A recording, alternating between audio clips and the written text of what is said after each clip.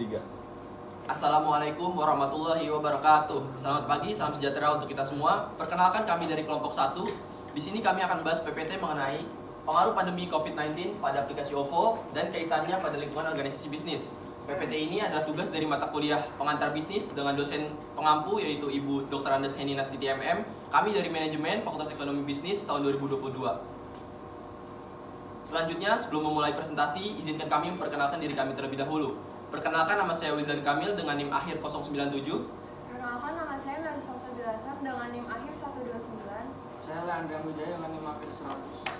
Saya Sefira Nora Malina dengan NIM akhir 118. Saya Masyidia Semana dengan NIM akhir 105. Selanjutnya kita mulai ke materi yang pertama, yaitu pengertian lingkungan bisnis. Kita bagi dari dua, yaitu lingkungan dan bisnis. Lingkungan adalah unsur yang dapat saling berhubungan dan saling mempengaruhi terhadap suatu keadaan dan kegiatan tertentu. Sementara bisnis adalah sebuah kegiatan menjual barang atau jasa kepada konsumen dengan tujuan mencari laba yang sebesar-besarnya. Jadi bisa disimpulkan bahwa lingkungan bisnis adalah faktor-faktor yang dapat mempengaruhi sebuah usaha, baik secara langsung ataupun tidak langsung. Batas-batas dan lingkungan organisasi. Batas-batas organisasi adalah batasan yang memisahkan organisasi dari lingkungannya yang semakin lama akan semakin sulit ditetapkan dan lebih rumit untuk dikelola. Selanjutnya ada lingkungan eksternal, yaitu segala sesuatu di luar batas-batas organisasi yang mungkin mempengaruhi organisasi. Selanjutnya ada lingkungan multi organisasi, yaitu memiliki dimensi lingkungan, demografi, politik, ekonomi, global, alam, budaya, teknologi, global, dan tantangan dan peluang muncul. Next. Kedua ada lingkungan ekonomi, yaitu kondisi di mana sistem ekonomi di wilayah organisasi tersebut beroperasi. Di dalamnya ada pertumbuhan ekonomi yang dipengaruhi oleh jumlah output, yaitu jumlah total barang dan jasa yang diproduksi oleh sebuah sistem ekonomi selama satu periode tertentu. Yang kedua ada standar hidup, yaitu total kuantitas dan kualitas barang dan jasa yang dapat dibeli oleh warga suatu negara dengan mata uang yang digunakan dalam sistem ekonomi. Yang ketiga ada produk domestik bruto, yaitu nilai total barang. Yang selanjutnya ada produk nasional bruto, yaitu total nilai barang dan jasa yang diproduksi. Selanjutnya ada produktivitas, yaitu ukuran pertumbuhan ekonomi. Selanjutnya ada neraca perdagangan, yaitu nilai ekonomi sebuah produk. Selanjutnya ada hutang nasional, yaitu jumlah uang yang harus dibayarkan. Dan ada stabilitas ekonomi, yaitu kondisi dalam sistem ekonomi di mana jumlah uang tersedia dan kuantitas dan jasanya diproduksi.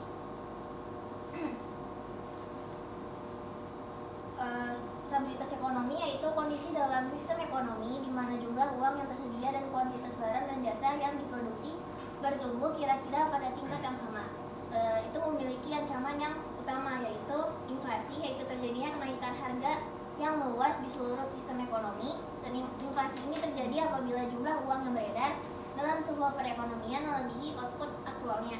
Selanjutnya ada pengangguran, yaitu tingkat tidak adanya pekerjaan bagi orang yang secara aktif mencari pekerjaan dalam suatu sistem perekonomian. Selanjutnya ada lingkungan teknologi, yaitu semua cara yang ditempuh perusahaan untuk menciptakan nilai bagi konstituen perusahaan, mencakup pengetahuan manusia, metode kerja, peralatan fisik, elektronik, dan sistem pengolahan. Di dalam lingkungan teknologi terdapat teknologi produk dan jasa, teknologi proses bisnis, dan perencanaan sumber daya perusahaan.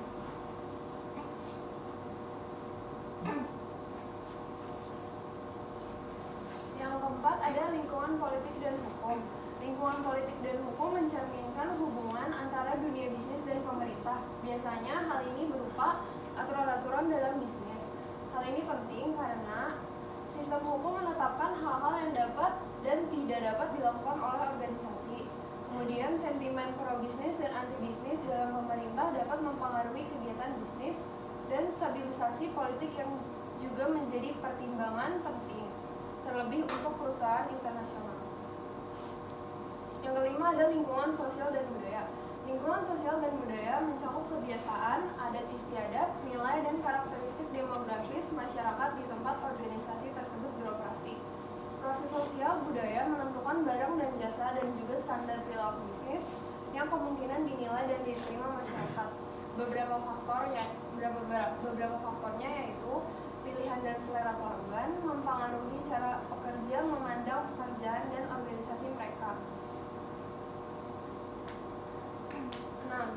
lingkungan dan peluang lingkungan bisnis.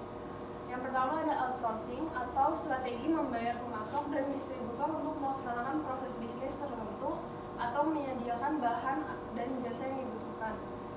Kedua, ada pemasaran gaya virus atau viral marketing, yaitu menggunakan strategi marketing dari omongan mulut ke mulut yang menyebarkan informasi seperti virus.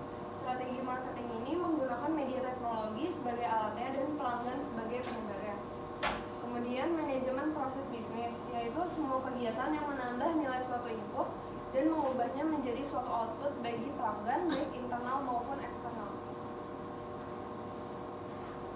Selanjutnya ada contoh kasus, yaitu contohnya itu penurunan ekonomi pada saat pandemi.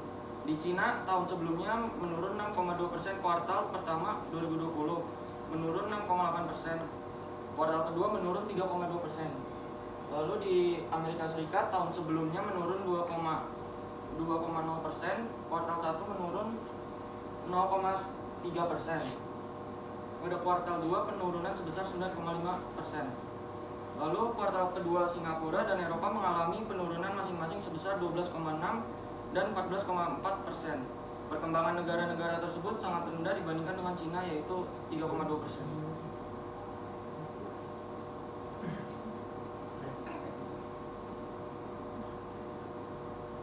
Lanjut yaitu pertumbuhan Indonesia pada kuartal pertama adalah 3,0%, meski tetap positif, peningkatannya jauh lebih rendah dari 5,1% pada kuartal yang sama tahun 2019. Selain itu, ya pertumbuhan ekonomi pada kuartal kedua minus 5,3%, yang merupakan pertumbuhan terendah negara itu sejak tahun 1999. Contoh nyata penurunan ekonomi pada UMKM. Hasil survei Kata Data Insight Center atau KIC yang dilakukan terhadap 206 pelaku UMKM di Jabodetabek, yaitu ada 82,9% UMKM mengalami dampak negatif, 5,9% UMKM mengalami pertumbuhan positif, 63,9% UMKM mengalami penurunan omset lebih dari 30%, dan 3,8% UMKM mengalami kenaikan omset. Pemulihan UMKM. Hasil survei BRI Mikro dan SME Index di kuartal 1 2021 mencatat bahwa indeks aktivitas bisnis atau IAB UMKM meningkat menjadi 93,0%. Indeks ekspektasi aktivitas bisnis atau IEAB UMKM meningkat menjadi 128,0%. Yang terakhir, indeks sentimen bisnis atau ISB UMKM meningkat menjadi 115,5%. Selanjutnya di sini adalah profil OVO. Kita akan menelaah bagaimana OVO dan hubungannya dalam membantu UMKM. Sekarang kita harus tahu dulu nih OVO ini apa. Nah, OVO adalah sebuah serambi pembayaran digital yang dimana survei tahun 2021 yang dilakukan oleh Core Indonesia, dan OVO menyatakan bahwa sebanyak 84% UMKM menyatakan terbantu oleh aplikasi OVO. Sebanyak 70% juga mengatakan bahwa mereka mengalami kenaikan transaksi. Nah, pencatatannya adalah OVO mencatat bahwa pertama pertumbuhan transaksi di e-commerce lebih dari 110%, kemudian yang kedua adalah pertumbuhan jumlah pengguna baru yakni sebesar 275%. Kemudian di sini kita akan menganalisis kenaikan OVO dengan materi lingkungan bisnis. Yang pertama adalah lingkungan organisasi. OVO sendiri memiliki strategi open ecosystem, yang berarti adalah OVO terus terbuka untuk menjalin kerjasama dengan lini industri manapun. Contohnya adalah jalinan kerjasama dengan Grab dan Tokopedia. Kemudian yang kedua adalah lingkungan ekonomi. Lingkungan ekonomi di sini, menurut Head of Corporate Communication of OVO, Harumi Supit, dia bilang bahwa kami turut serta dalam mendorong pemulihan ekonomi nasional melalui edukasi dan implementasi transaksi digital di era pandemi demi terwujudnya gerakan non-tunai di masyarakat. Kemudian yang ketiga adalah lingkungan teknologi, yang dimana OVO berkecimpung di dunia fintech dan memiliki yang namanya adalah strategi digital. Kemudian yang keempat adalah lingkungan politik hukum, yang dimana OVO memiliki inisiatif untuk mendorong percepatan dan perluasan digitalisasi daerah melalui 3 elemen dasar. Yang pertama adalah digitalisasi pasar untuk memudahkan pedagang dalam menjalankan usaha. Yang kedua adalah elektronifikasi transaksi pemerintah daerah atau ITP untuk meningkatkan pendapatan asli daerah